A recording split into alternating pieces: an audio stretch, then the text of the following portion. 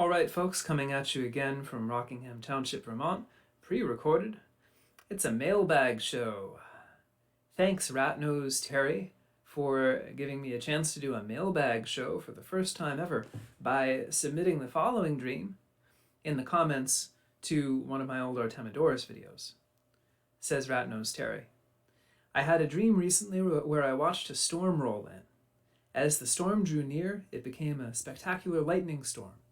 And as the lightning would descend and strike, what I was seeing became what might be described as a reverse negative photography, where the brights become a deep shadow and the darks an almost X-rayed hue. Well, Rat-Nosed Terry, I already did do a video about lightning, kind of, a way back, but this is a good chance to return to the topic and look at it from a different angle. If you want to go back and check out that previous video, it's called Bad Meteorology. It's from a couple of months ago. And that video was mostly about the Greek science of meteorology, which is, in effect, a bunch of rational explanations for weather, and that rational is in heavy air quotes. Because their explanation for weather is mostly that it's like ground farts that run into the sky, which is somehow not passable. And that's bizarre, but it was thought to be rationalizing at the time, and I said in that video that this rational approach to the weather is kind of demystifying and demythologizing. It's a philosophical critique of conventional beliefs about the weather. But I never really said what those conventional beliefs about the weather were. I didn't go into much detail about those, and I want to talk about that today. Who among us is afraid of lightning? I imagine that most of us, all of us, were as small children. And speaking from my own experience, what that made me do was look for an explanation for it, because finding an explanation for lightning would make it be less scary. And that kind of behavior is what's predicted by something that is called in German Entlastungstheorie, the unburdening theory. This is a theory that's particularly been elaborated by a dude named Hans Blumenberg, who's a German historian of ideas. That theory says that a lot of early mythology, and perhaps even all early religion, can be understood as a way of making the world less terrifying by binding its terrifying elements to a kind of divine personality. Divine personality, in the case of Greek mythology, the divine personality is Zeus, right? Zeus, whose weapon lightning is. It is shared by Athena, the dude who throws lightning. In Latin mythology is Jupiter, an etymological and eventually, because of some syncretism, a real equivalent of Zeus. And this idea of thunder gods is pretty far back in Indo-European mythology. Actually, even the iconography of the thunderbolt, which you can see in this visual depiction, looks basically identical to the way that the lightning bolt is represented in Indian art that's about contemporaneous with this Greek vase painting. So lightning is a weapon of Zeus, and that's scary because he might want to zap you with it, but that's not as scary as lightning just happening at random, lightning being inexplicable. Now, what did this mean in kind of everyday life, in terms of conventional beliefs? What it meant was that people took lightning really seriously. Right? There's this whole practice of brontoscopy. Brontoscopy is a practice of divination or augury on the basis of watching the lightning.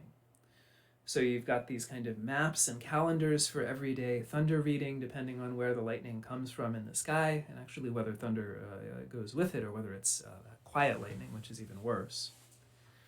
And then if something actually gets struck by lightning, let's say an object that's been tainted by the displeasure of the gods, and that's a seriously bad thing. So often, like in Roman religion, you got to bury it.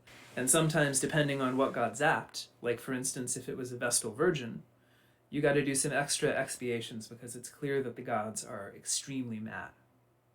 So the conventional belief about lightning in Greece, in Rome, in the Greco-Roman worlds, is basically that lightning is meaningful.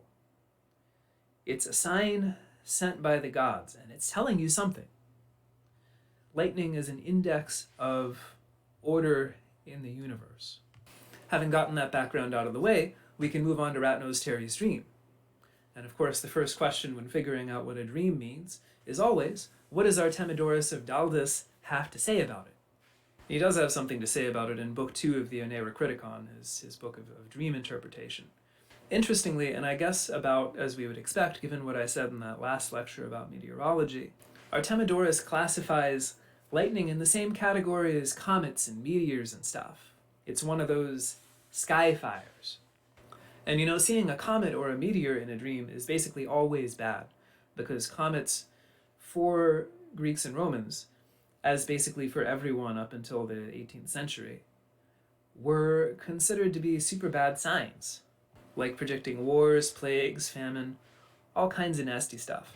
And if you're interested in a takedown of this set of beliefs, I can't recommend highly enough a book by Pierre Bayle called Observations on the Comet. Well, so seeing comets in dreams is bad, but what about lightning? Lightning is less universally bad.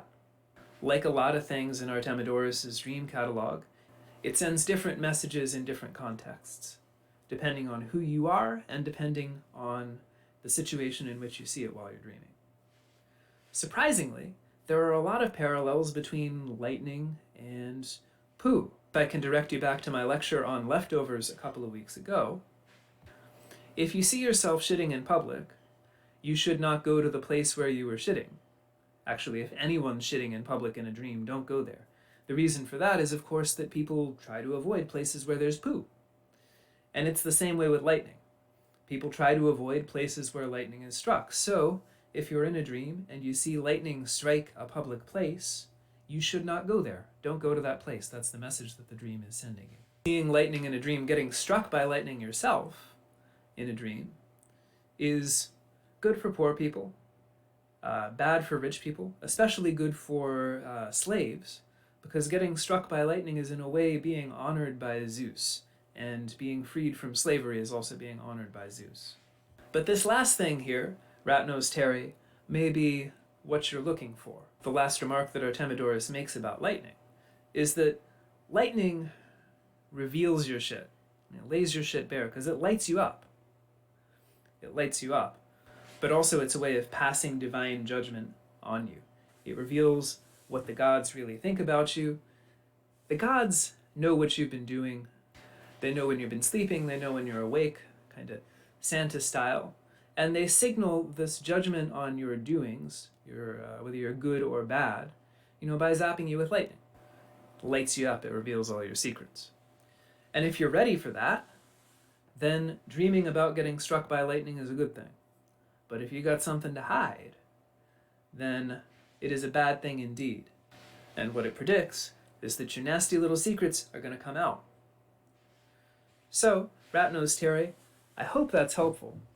And I just want to conclude by coming back to this Entlastungstheorie, the theory of unburdening, which I mentioned earlier. This notion that belief in the gods is a way of rendering less terrifying the just arbitrary nonsense of the universe. Another way of looking at it is that replacing arbitrariness by the will of the gods can be a way of wishing that the universe were just, or even in a kind of a fantastic way, making the universe just, imagining what a just universe would look like. Now that's an understandable desire, and I think a fairly widespread one in the ancient world, but also today, because then as now, we have this constant experience.